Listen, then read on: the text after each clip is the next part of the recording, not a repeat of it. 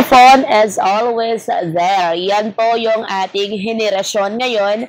Kahit saan magpunta, ano man po ang ginagawa, cellphone ay hindi mabitawan. Yes, agree ba kayo?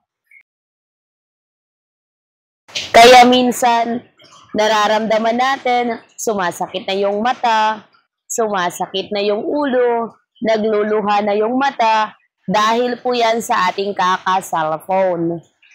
Na-experience ko na po yan. Dahil 80% of my daily life, lagi po akong nakaharap sa cellphone. Kaya po, kailangan po natin ng ating anti-radiation eyeglasses. Pwede nyo pong itry itong gamit ko. Lucene Anti-Radiation Eyeglasses, protection sa mata. Para magagawa din po natin ng tuloy-tuloy yung ating mga dapat trabahuin. Marami ang kulay.